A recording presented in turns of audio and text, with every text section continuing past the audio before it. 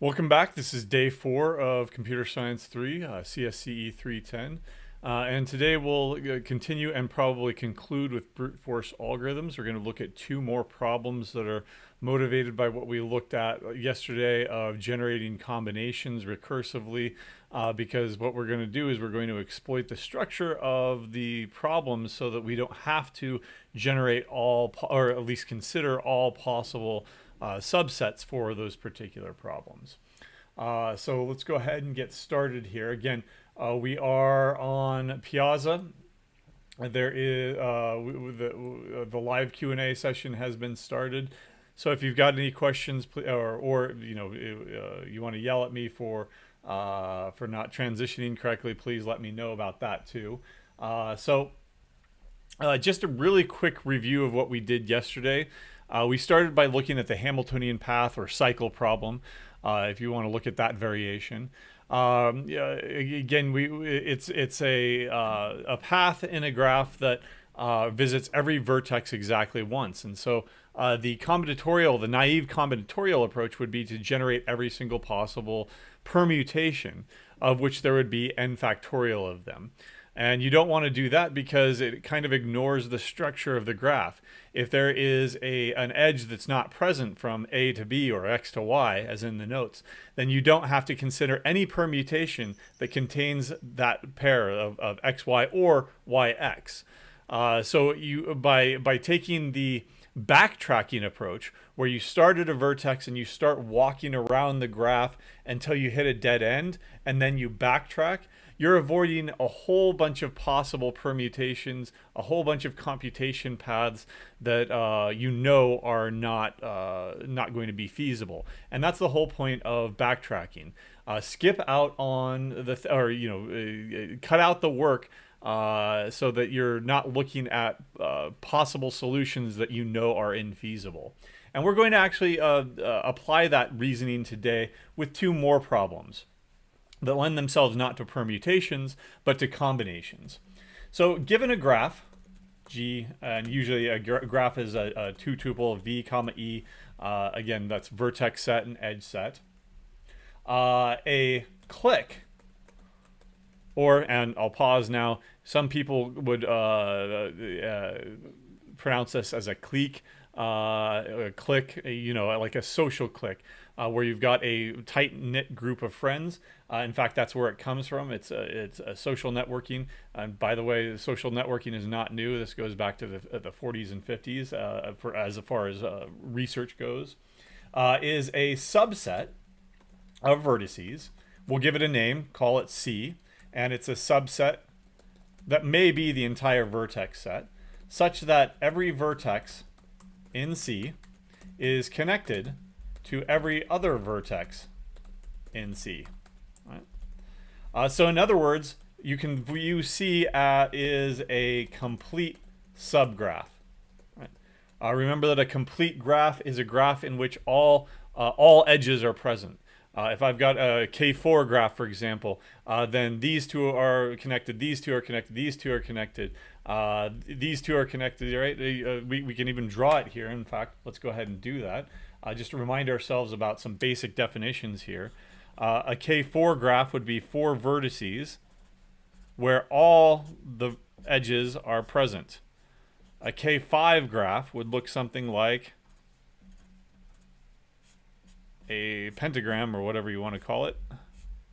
Every edge is present, right? And so, in other words, with 2, since every vertex consists of 2 vertices, a pair of vertices, then the number of edges in this is going to be, n choose 2. N times n minus 1 all over 2, right? And so these are complete graphs. What we're looking for is complete subgraphs. So if I take one of these graphs, and then I add a bunch of vertices that are not necessarily connected, right? Then there's clearly a clique of size 4 over here, but the entire graph is not complete itself, okay? So that's the definition. And there's lots of motivation for this. You've got social networks, right? Trying to find a clique in a social network where you've got Facebook friends or something like that, and they're all following each other, or Twitter friends or whatever. I don't care about any of that crap. So not my bag, but whatever. There's also applications in biology, apparently. I didn't know this. A dependency analysis. Dependency analysis. All right. Finding basically any application where you need to find a dense subnetwork. All right. I.e. lots of redundancy in the network. Right. So there are practical problems that it's not just a made-up problem, made-up graph problem, just so that we can study it. There are practical problems going all the way back to the 40s and 50s, if you believe the Wikipedia page. Right? So the clique problem, of course, is that you need to find a clique, or you need to determine if a clique exists, etc. The decision version of this, in other words, the yes or no version of this, is that given G and an integer k, does there exist a clique of size k? And I present it like this as a decision version because there are several trivial answers. For example, if you just consider one solitary vertex, yeah, that's a clique because by definition there are no other vertices, therefore it is connected to every other vertex. So vacuously it's true. A subset of one vertex is a clique. So no matter what in a graph, as long as it has vertices, you're going to have a clique of at least size 1. Now, the second that you add an edge in, now you've got a trivial clique of size 2, right? The second that you've got a triangle in your graph, now you've got a clique of size 3. And of course, you want to find the maximum clique for the optimization problem. Right? Given G, what is the size of the maximal clique? Maximal because we're not interested in the minimal clique. You could of course make that subset as small as you want, down to 1 or even 0, and vacuously that's true, it's a clique. What we're looking for is the largest complete subgraph, the largest maximal clique. And we say maximal because there's not necessarily a maximum. There could be several cliques. There could be a clique of size 3 over here and another clique of size 3 over here. Well, one is just as good as another. As far as the yes or no question, yes, there's a clique of size k. In fact, there are two of them, or there are 50 of them. The optimization problem is, well, what's the maximum size, right? And of course, you could also have the functional version, which you're going to be doing for your assignment, where you output the maximal clique, or at least one, or maybe all of them, right? Double check. Okay, it's slowing down a little bit for me, but hopefully, again, if you could sound off and let me know that everything is good in the live QA. Anyway, let's see. Okay, so there are lots of variations on this problem that you can go ahead and look at. What's the naive approach? The naive combinatorial approach, right? Generate every possible subset, right? So let's do that, right? Let's be naive and let's look at the pseudocode at least for generating these things. So we'll go ahead and go with the functional version. It doesn't really matter. So again, the input is going to be a graph. G equals V, comma E. And the output will be the maximal clique C in G. Okay? All right. Let's see. All right. So I'm again going to rely on pseudocode here. That I'm just simply going to generate all possibilities, right? So let's go ahead and have a max. We'll initialize a max here, C, to be the empty set, right? Again, trivially, that's a clique because vacuously there are no vertices in it. Therefore, everything is connected, right? So for each subset, and I'll call it S of V, what I'll do is now let me go ahead and put in a comment here. If S is a clique, dot, dot, dot, how do we end up doing that? Well, if I were actually programming this, of course, it would be a for loop or two for loops that for each pair of vertices in S, is there an edge? And then I'd have a flag variable that says yes or whatever. Again, pseudocode. You can make liberal use of mathematics. So if for all x and y in the subset S, x, y pair form an edge in the edge set of the graph here, then I know that it's a clique. Right? For all, whenever I teach discrete mathematics and I introduce quantified logic, existential quantifier, universal quantifier, I always talk about finite domains and the connection that these have to actual programs. Again, this would just simply be a for loop, two for loops, nested for loops, for each x, for each y. If this does not hold, then break and set set a flag variable to false. Right. Otherwise, you would initialize the flag variable to true. Right. It has to hold for all of these pairs. The existential quantifier is also a for loop. It's just that you can break out of that early if you find at least one element in the collection that you're iterating over that your predicate is true. So this is nothing more than a for loop, or in this case, two for loops, since you're doing pairs, right? So if this is a clique and this is just quantified logic, this is excellent pseudocode because it makes liberal use of mathematics here. If this is a clique, then we need to check the size. If the size of S is greater than the size of the clique that we've found so far, then we'll go ahead and update our best clique. Right? There. And then, of course, at the end, we will output C, which ends up being the maximum. And again, if it's empty, then vacuously, the empty set, we'll get this the first time that we find a singleton set, then of course this will be updated because this becomes vacuously true, right? And that's it. Well, what's the time complexity of this? However many subsets there are. If there are n vertices, then this is going to be 2 to the n for this for loop here. This, of course, you could treat this as your elementary operation. That's why I wrote it like this, so that you could think of this as one operation of verifying a clique. And so this entire block right here is your elementary operation. It's executed once for each iteration of this outer loop, and therefore the entire thing is going to be order 2 to the n, which of course is exponential. Right? Bad. Why?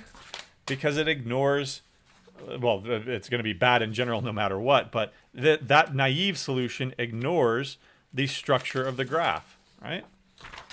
So let's look at another example here. I'll keep it small. This is probably the same one we did yesterday. This is not a complete graph, but let me label the vertices A, B, C, and D. Right. We can observe here that A, D is not in the edge set. Right. Remember, the total number of possible subsets of vertices here is going to be 2 to the 4, which is going to be 16, right? Well, how many of them contain A and D, right? Well, if I go with a lot of them, let's see, if I put in A and D into a set, about half of them, I think, it'll end up being. And then you can, that's A, D, and then anything else, then yeah, AD, you can add that with all possible subsets of the power set of, let's say, BC. And so there are going to be uh, 4 possibilities over here. So yeah, at least 4 possibility. So a quarter of them, I guess, will contain A and D as subsets. So why even bother looking at those? Because those are not going to be valid solutions. Because that edge is missing. That's never going to be a clique, right? So let's look at a better solution. And for doing that, let's go ahead and transition back. All right, thank you. Good. Thank you for the comment. The video quality is still good. Thanks. So let's go back over here and remind ourselves what we did at the end of the day yesterday, where we wrote a recursive algorithm to generate all possible combinations. And here I've got 1, 2, 3, 4, just like I had on this piece of paper down here. And you can see that there are going to be 16 possibilities. But remember, there were A and D, so anything that contains 1 and 4, there's 1 and 4, there's 1, there's 2, there's 3, there's 4. So I was right. There are 4 of them. We don't need to consider any of those. So why even bother generating them, right? We can cut out a quarter of our work on this very small graph. Now, even if you could cut out half of your work, you still have to understand that this is still going to be exponential. If I have a very large exponential number, half of an exponential is still an exponential. So it's not like you are having a huge speed up in the performance of these algorithms. In other words, don't think that these are tricks that you can show that P is equal to NP, which is something that we'll look at by the end of this course. Instead, it is just a trick that you can use to approach these problems potentially to increase the size of the inputs that you can actually practically implement and practically execute on an actual computer. All right. Let's remind ourselves what we did yesterday. Given the original set here, and an empty set and an index, the index is basically keeping track of the index of the element that we've considered so far. So if we add A, if we add B, and if we add C, then we want to recurse and say, okay, well, we've added these three, we've considered adding these 3 things already. Now you need to consider adding the 4th element, right? We come in here, and if our K ever drops off the end of our list, then we return because we know that there's nothing else to consider. We just simply output the subset here. Otherwise, what we do is if we've considered from 1 up to K, so far, we need to consider K plus 1, K plus 2, K plus 3 for all the rest of them. And that's what this loop is doing right here for J running from K plus 1 up to the end of the list. Here we made a deep copy yesterday so that we could pass it on without pulling out the element after we were done. Then we added the jth element, and then we made a recursive call to this. And this is what the computation tree looks like. Right, let me go ahead and increase the size just a little bit here. We start out with the empty set, and that's what we did down here. We start out with this empty set. Then we can go into a for loop, considering 1, then 2, then 3, then 4. Right? Each one of these is going to be a recursive call. We consider adding a sub 1. Increment our counter. Now we consider 2, 3, and 4. Those are each going to be recursive calls. Over here in this computation path over here, we increase it to now 3, and we consider 3 and 4. At each one of these, instead of looking at it as all the leaves of the terminal computation where we verify everything, each one of these recursive calls generates a subset, or in this case, outputs it, and then it processes it and moves on. Right? How can we exploit this in order to solve the knapsack problem using backtracking? Right? Well, let's see. Let's just go ahead and go with this one right here, 1 and 2. What if 1 and 2 did not have these are vertices now instead of just elements? What if 1 and 2 did not have it did not represent an edge? Excuse me. All right. then why would we even want to consider these three things down here, right? We don't because 1 and 2 are not connected, so therefore they cannot take part in any clique, and therefore we can cut out all of these computation paths right here. We just need to verify that it's actually a clique. Right? So that's the better approach. Let's go back over here. So better approach. We build partial solutions as long as they represent a clique, a valid clique. If adding a vertex, say x, does not result in a clique, right? In this case, say we added 2, and then we know that it's not a clique because 1 and 2 are not connected to each other, then prune any further recursive calls. Right. So all we have to do is modify this code here, right?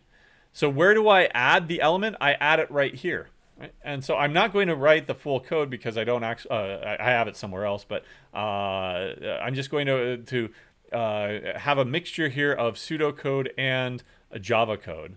So if let's see, deep copy represents a clique, then 1, update the maximum clique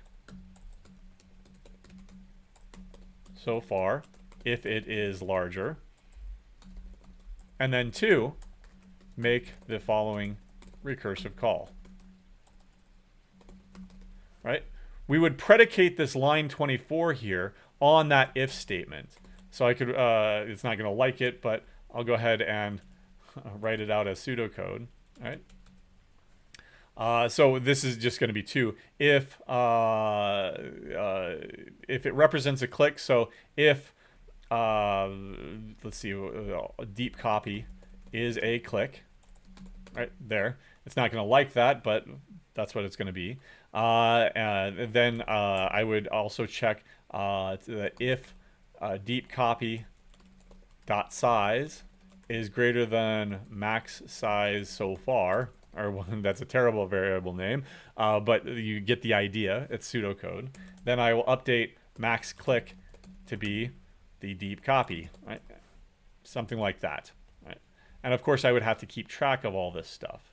And you can kind of get the idea here that I only make that recursive call. I only go down in these recursions. I go down in this recursion or down in this recursion only if adding that element, adding 3 or adding 4, or in this case adding 2, if it actually represented a clique.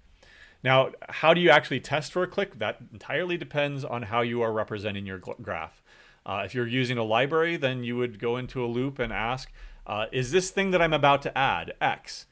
Is it? And here's the set so far, and here's the thing that I'm going to add to the set. I don't need to re-verify that this entire thing is a clique, otherwise I wouldn't be here. I wouldn't have made that recursive call on line 20, on line 30. So this is a clique over here of some size, and I'm considering adding this vertex over here to it. What I need to do, I don't need to check the connectivity over here in this in the current clique. I just need to make sure that this vertex is connected to every other vertex in that clique. And if that's true, then I know that that adding it would still be a clique, right? So you can cut down on the work even more by considering that, well, again, it's kind of a loop invariant. It's how you prove algorithms are correct. That under the assumption that at the kth iteration this is a clique, and adding this, verifying that it's a clique, then therefore in iteration k+1 this is also a clique. It's a pretty straightforward loop invariant inductive proof to prove that this approach is correct. Okay. But that's the idea, right? Again, I'm not going to code it for you because that's part of your assignment. But that's the idea, that for being able to determine whether or not something is a clique, or for finding the maximal clique using backtracking. Right? We can use the same kind of approach for another problem called the knapsack problem. In fact, it's called the 0-1 knapsack problem. All right. Any questions so far? Nope. So this is our first, not our first, but this is another problem that that is very, very difficult. In other words, nobody knows how to solve this efficiently. But it doesn't involve a graph. In fact, it involves something that anybody could understand: stealing stuff, right?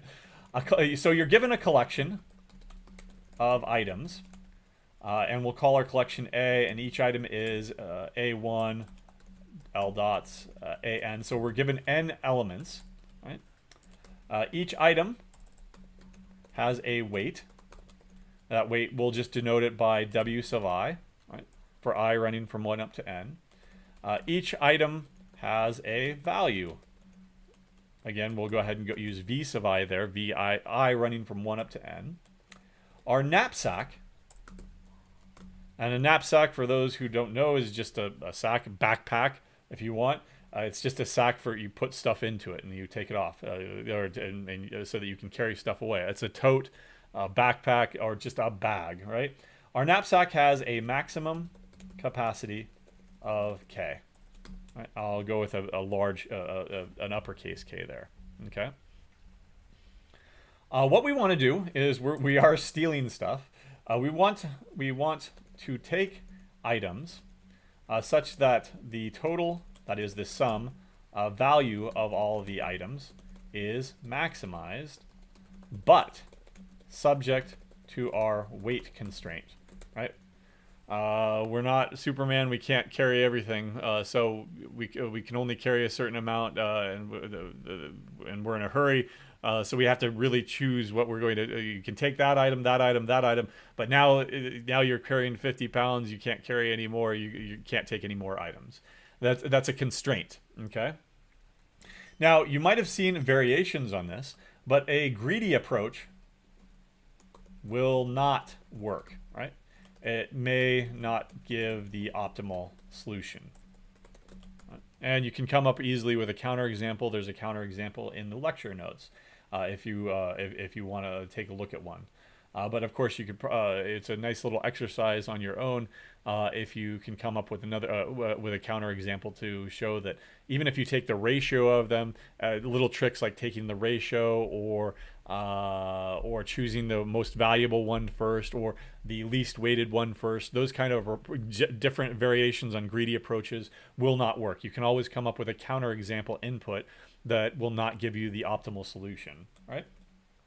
But there are other variations that are easily solved using a greedy approach. For example, a fractional knapsack. And this is where the name comes in. 0-1 knapsack means that you've got an item and you can take it or you can leave it.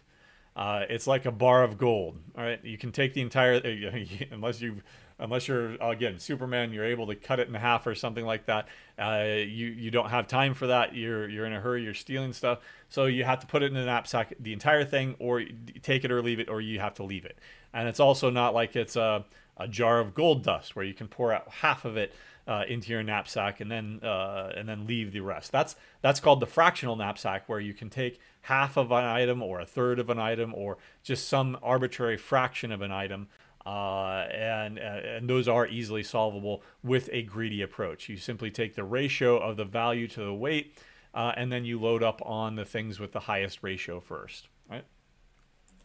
And of course, if you are yet another variation is that you've got multiple copies of each element, and if you've got that, well then take the most valuable item with the least weight, and then fill up your knapsack with that, and that's how you maximize stuff. But that's not the problem here. Those are simplified versions of the problem that lend themselves to easy solutions, or efficient solutions, I should say. So the obvious that is, I've been calling them naive. The naive combinatorial approach is to generate all subsets, right?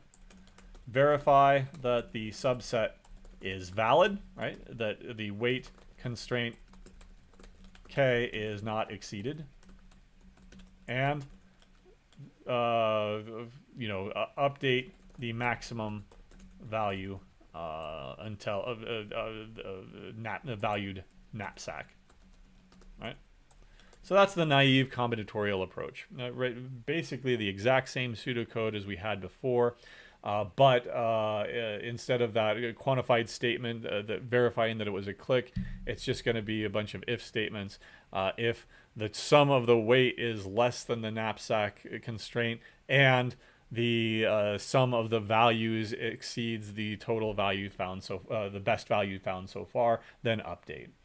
The backtracking approach is you don't consider, kind of like cliques, you don't consider a clique if an edge is missing. You don't consider infeasible solutions. That is, any subset that exceeds the weight of the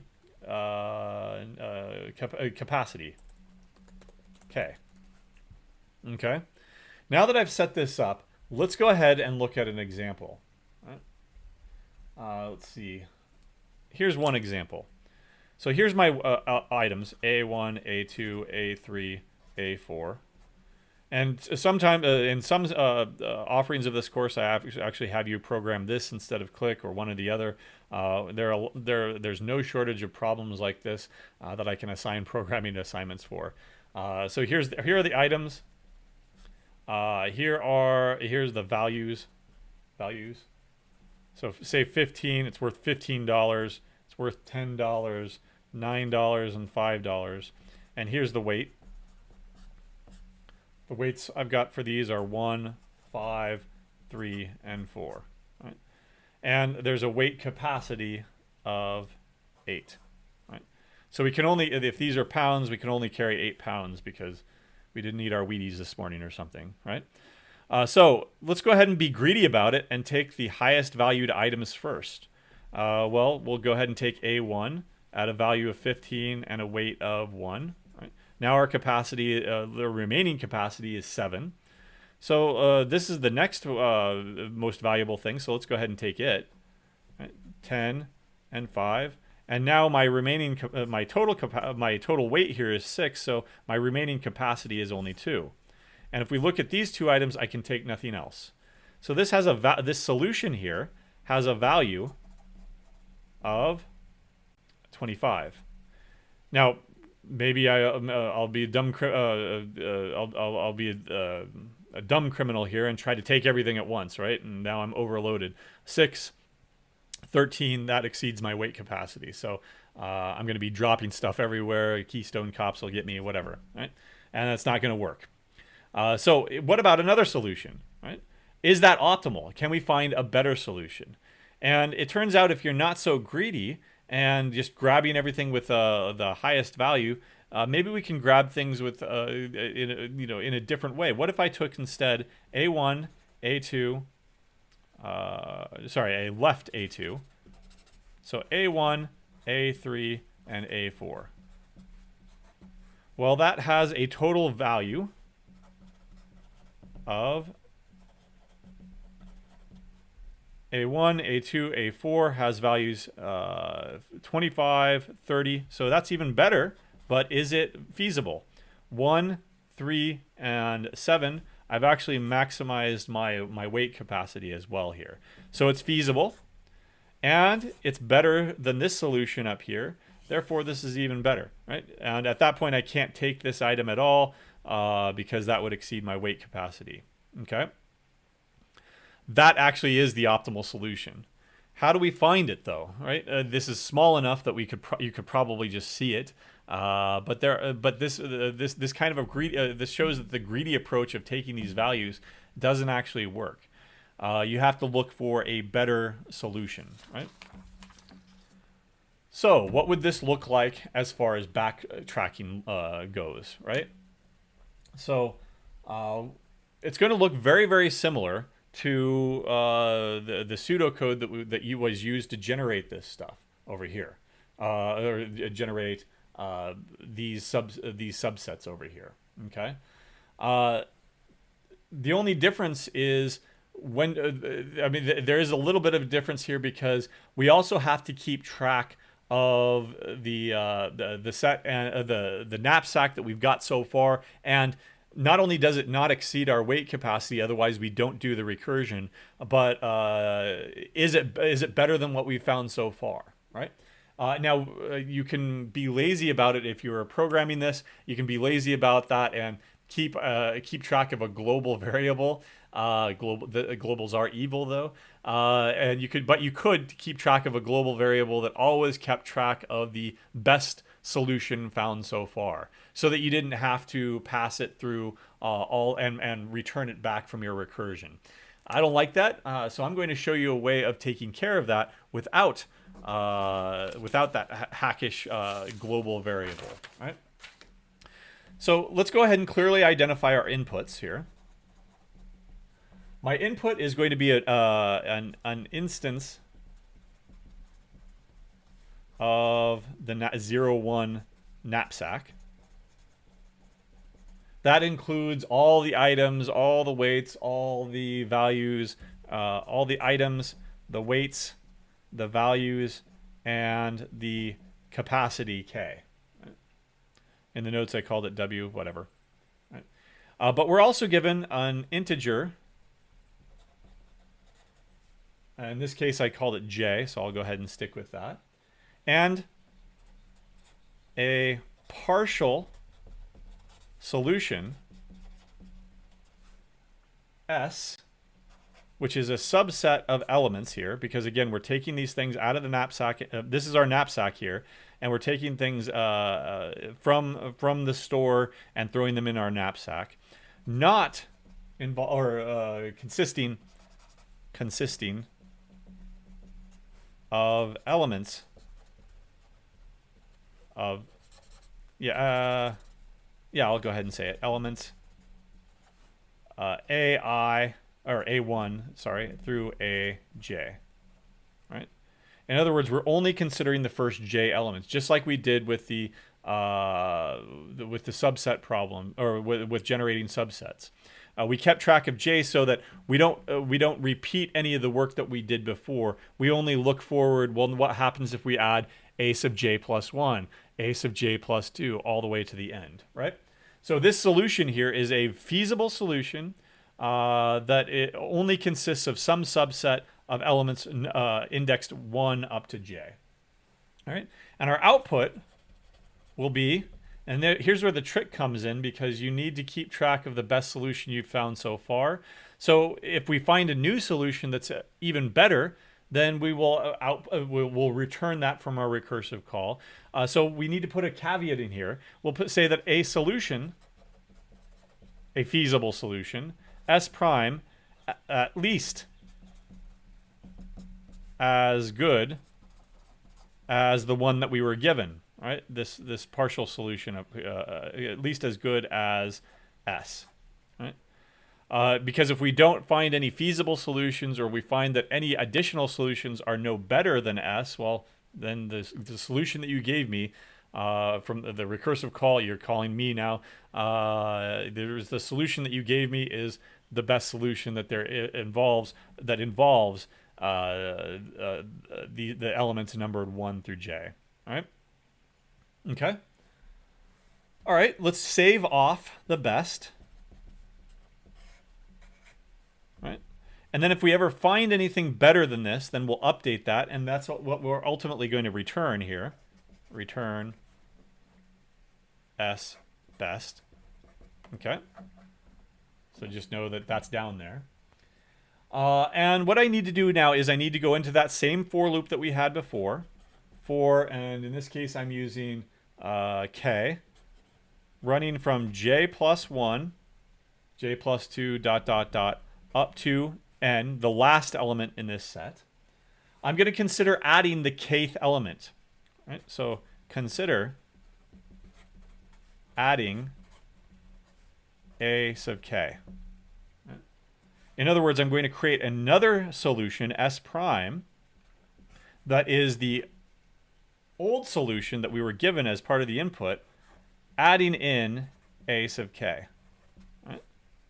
And I might run out of room here, but that's okay because I've got infinite paper. Right? All right.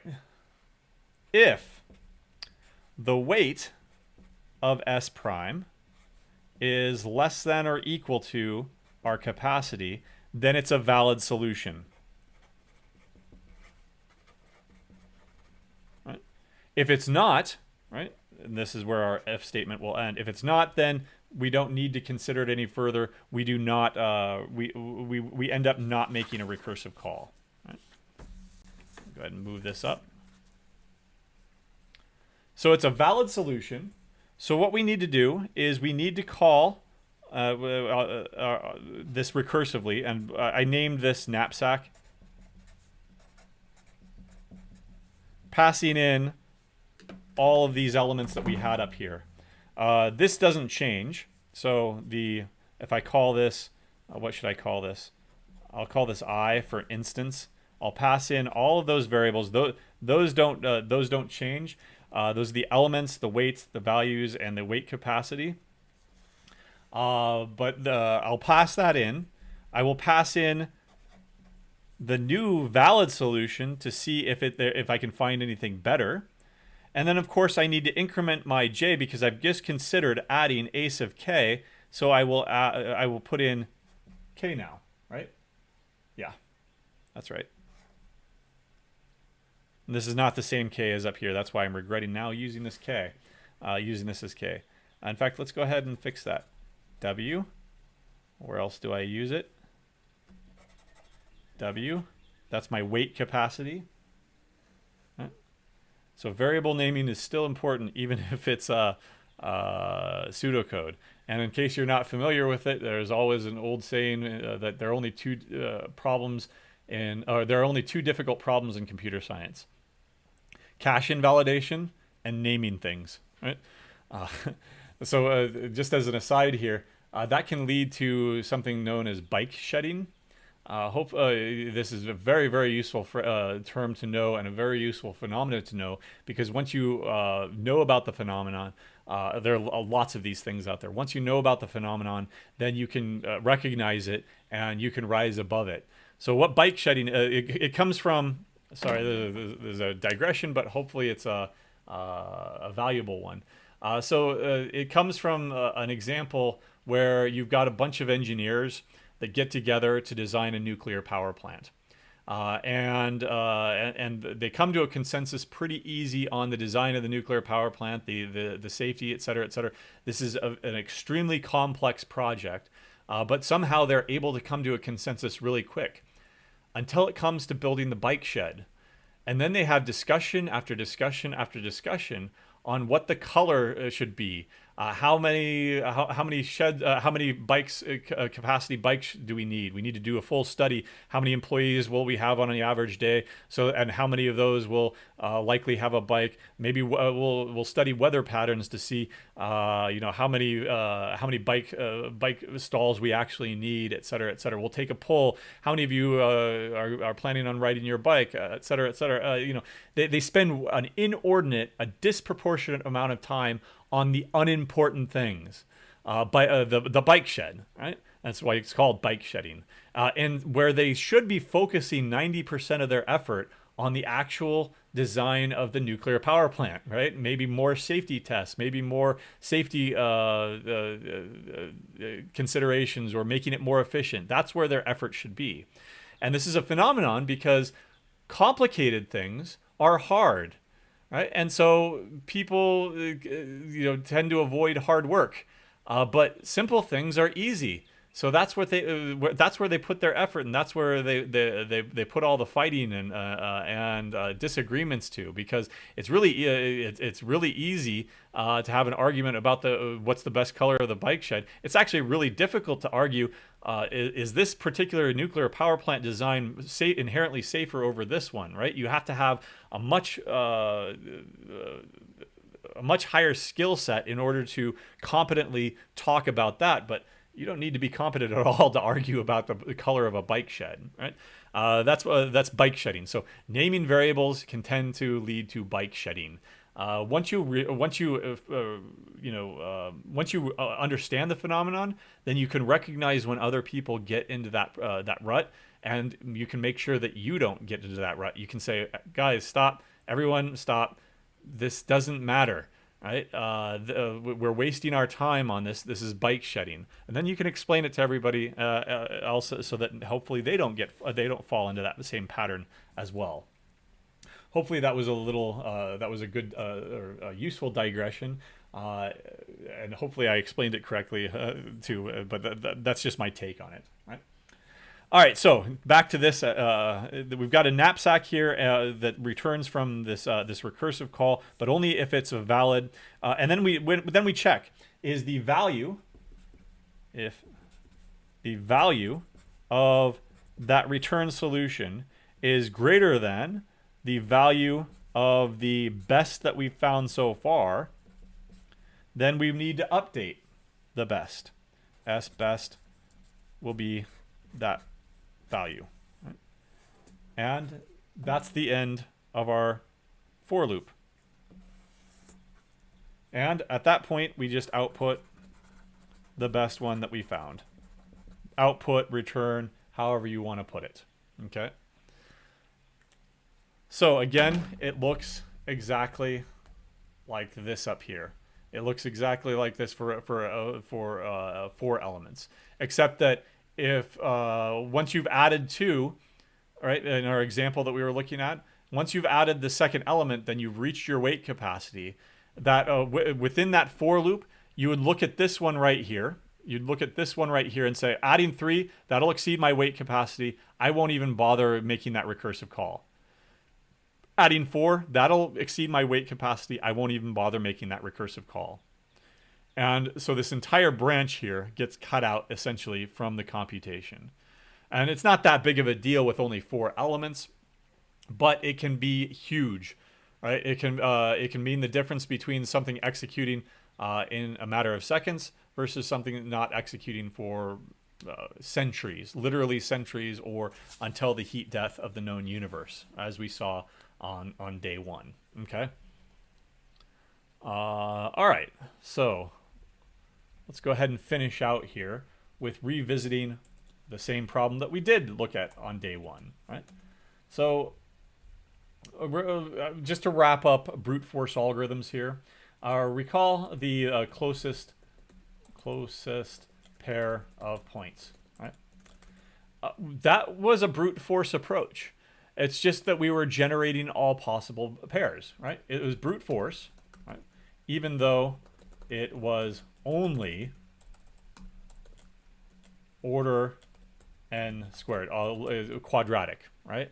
So it's still polynomial. So from a theoretical point of view, it's perfectly fine. It's in P. It's in deterministic polynomial time. But as we saw, even for a moderately large data set of 100,000 points, it would take us 5 hours on my computer to execute. And just in case you're thinking that, well, yeah, my Mac here is like 4 years old and I need a new one, so let's upgrade our hardware. Let's upgrade our hardware to a supercomputer. That only means that larger input sizes now become more feasible. I can always beat you by saying, oh, now 10 million points. Now that supercomputer is going to still take 5 hours to do it, right? So it's brute force, even though it was only quadratic. It was a naive combinatorial approach, right? Generate all pairs. Right? Now, thinking back to that problem, can we exploit the nature of the problem to avoid some pairs? And with that problem, it's not readily apparent that you can do that because all pairs are valid. It's not like it's a graph where you can draw some edges and not some edges. It actually is a graph, but it's a complete graph because any 2 points form an edge. So seemingly it looks like, well, I guess we're stuck. We don't really have a choice. We do have to look at every single possible pair, right? But it's like a graph, but all edges are present, so we can't immediately discount them. Right? Unlike the Hamiltonian path, or clique, or knapsack, we cannot simply ignore some pairs. Right? repeating myself there. We need a different approach. And that approach that we're going to start looking at tomorrow is, well, not necessarily that, but for this particular problem, that approach is we need to exploit geometry. So, mathematics. Mathematics is useful. In fact, CS is mathematics. This is where I'm going to end with maybe another diatribe today. Several years ago, I was giving a computer science course, and they had their first assignment, and I thought that I'd had a pretty diverse assignment. I had a problem from business. I think it was calculating interest or something. I had a problem from physics. I had a problem from finance or some various different disciplines. I bent over backwards trying to find 3 or 4 or 5 different disciplines that I could pull a problem from there, and then they could program a solution to that problem. Despite all my efforts, I had one student come up to me and say, "I just didn't like the programming assignments. It's all math." I said, "What are you talking about? This one's from finance. This one's from chemistry. This one's from I think I had a geometry problem. It was basically geometry, but it was from doing a pattern, a sewing pattern or something like that. Whatever discipline that happens to be." So I said, these are all different problems from different disciplines. And he said, "Yeah, but it's all math." I said, "Bingo! Guess what computer science is? Guess what everything is? When it boils down to it, everything is mathematics." The only way, again, this course is called Data Structures and Algorithms. The only way that you are going to exploit structure for data structures or for algorithms is by discovering that structure. And the only way that you discover structure is through mathematics. Coming up with a mathematical proof that says that under these conditions, this graph will not have these bad properties that lead to inefficient algorithms. Instead, under certain conditions, this class of graphs, like say planar graphs, graphs that can be drawn in the plane, this class of graphs has this property. That property is a structure that then can be exploited to develop and design and implement an efficient algorithm, right? And that's the entire approach. It's the entire problem-solving approach. I've got many more examples in the back of my head. There's an apocryphal one where that we've got that there was this guy that built decks, and so he had 3 employees. He needed 3 employees to lay out the deck. He thought he needed 3 employees to lay out the deck because, of course, they had to measure here, measure there, measure there. And then a mathematician comes out and says, why do you need that 3rd guy over there? In fact, why do you need, you just need 1 person to lay it out? Well, we need the 3rd guy in order to get it right so that it's square. He goes, don't you know Pythagoras' theorem? Right? You know exactly how long the hypotenuse should be based on the other 2 sides. Revelation. I can fire one of these guys. Right? Again, it's not a great story, but that's the entire approach to problem solving. At its heart, it's mathematics. Computer science is mathematics. Problem solving is mathematics. Finding solutions to problems by modeling it, using math and empirically using math, etc. When it comes down to it, everything is mathematics. So keep that in mind. Of course, that's my undergrad math major speaking there. All right. So see you tomorrow, where we'll start on divide and conquer.